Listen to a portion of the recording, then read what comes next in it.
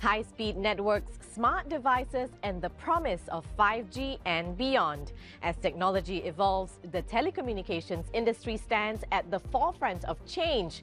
We're plugging into the business of telecoms, where every signal and connection counts. Welcome to the exchange from our studio here in Doha. Coming up on this episode, we speak with Mats Grenrid, Director General of GSMA, the Global Association of Mobile Networks, about boosting connectivity in the world. And we meet Aziz Aluthman Fakhru, the Group CEO of Ooredoo, the leading telco in the Middle East and North Africa. The days of dial-up internet, fax machines, and floppy disks are a thing of the past. Today, you can send emails from 40,000 feet in the sky and download large files within minutes. The telecommunications market size hit $2.3 trillion in 2024. That's according to President's Research, a market research and consulting organization. The figure is expected to grow to $4.2 trillion in the next 10 years. Rising demand for smartphones is the driving force behind this growth. And with that is also the need for speed. And by that, I mean wireless internet. Currently, 5G is the most advanced wireless technology. With speeds up to 20 gigabits per second, 5G makes it easy to download big files, watch high-quality videos, and play online games without any delays. But it's all about to be taken up a notch with 6G. Demand for connectivity is set to rise, with nearly 80% of the global population expected to be connected through 5G and 6G by 2030. According to The New Scientist, a leading science and technology website, 6G can achieve speeds of up to 938 gigabits per second. That's more than 45 times faster than 5G. So how can we build a borderless, limitless global communications network that encourages collaboration over competition? I sat down with Mats Grenrid, Director General of GSMA, which unites the worldwide mobile ecosystem, to get his insights on the challenges facing Europe's mobile networks and whether satellite-based connectivity options like Starlink pose any threats. 96% of everyone are covered by a terrestrial network. Many countries in Europe are struggling with too many operators per country. Consolidation is absolutely necessary. Starlink makes it easy for people to subscribe to it. Maritime is fantastic. If you're an avid sailor out on the sea, you can have a nice connectivity there as well. So I think applications like that makes a lot of sense. So I see it as a complement, the non-terrestrial networks. I don't see it as a threat. Mats Grenrid there affirming Europe's need for consolidation and Starlink's role in improving connectivity.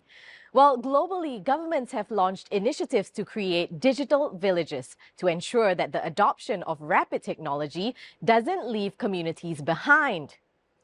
Our reporter Emmeline Nsingi Nkosi went to a rural area in the UK to find out how high-speed networks have helped residents there. Hi Layla, I'm in Dorset County in the southwest of England, where the 5G Rural Dorset project is transforming how rural areas connect, work and protect the environment. We're looking for things that would make a difference to people who live, work and visit Dorset. This is Colin Wood, one of two collaboration lead for 5G Rural Dorset. We launched the world's first 5G buoy at sea, which provided connectivity along the coast. We also looked at how we could build a mast which would provide connectivity to a very rural and isolated community more cost effectively. The project partnered with XNet to create a 5G network that could be utilised when and where needed. The importance of having a mobile platform is we can drive it to anywhere. We can turn up laden with hardware, software, communications network. The lessons from 5G Rural Dorset extend far beyond this region. Following a successful first R&D phase, the project has been able to secure commercial interest. I'm really proud of the 5G Rural Dorset project because we took R&D money from the government and we did some really interesting groundbreakings in some cases world-leading research. From cutting-edge farming to environmental innovation, Dorset is leading the way in showing how 5G can transform rural life, not just here, but around the world. One company which has put social responsibility and technology at the core of its business strategy is Ooredoo, Qatar's leading telecommunications and ICT firm. I spoke to Group CEO Aziz Aluthman Fakhru about the firm's operations that extends beyond the Middle East to include North Africa and Southeast Asia. Around 30% of the world's connectivity flows through the Middle East, connecting Europe to Asia and to Africa as well. Being diversified, having bases of operation and landing station in all these countries, in Qatar, in Oman, Kuwait, in Iraq, in Algeria, Tunisia, and Palestine, the Maldives, and Southeast Asia through Indosat is a key competitive advantage.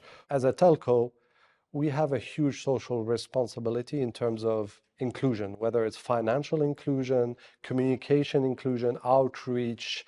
If we fail into that inclusion parameter, we'll fail as a business. Now it's time for our regular feature, Business in 60 Seconds. Start the clock. Air France KLM is gearing up to announce its fourth quarter 2024 financial results as it pushes forward with its digital transformation plans. The airline group has signed a multi-year deal with Tata Consultancy Services to migrate its IT systems to the cloud. This strategic move is aimed at enhancing decision-making and customer experience. Adidas is preparing to release its Q4 2024 earnings report, emphasizing footwear sustainability. The global sports brand is expanding its partnership with Fashion for Good, an Amsterdam-based platform that promotes sustainable fashion. The goal is to increase recycled materials and minimize carbon footprints. And Prada is set to publish its fourth quarter earnings for 2024, backed by a $1.1 billion investment in retail over the next 5 years. The luxury brand aims to enhance its retail spaces, creating immersive experiences that merge fashion, food, and art to cater to high-end consumers. Connectivity then isn't just about faster internet speeds or the ability to make a phone call from wherever you are in the world. For everyone to move forward together, access to these technologies is the wire that keeps the world connected. And as excitement builds up over the potential of the 6G network, a new era of global telecommunications promises to boost economic growth for a brighter future. Well, that's all the time we have on this edition of the show. Thanks for watching. Please do check out Euronews.com for all your latest business news and join us again next time on The Exchange.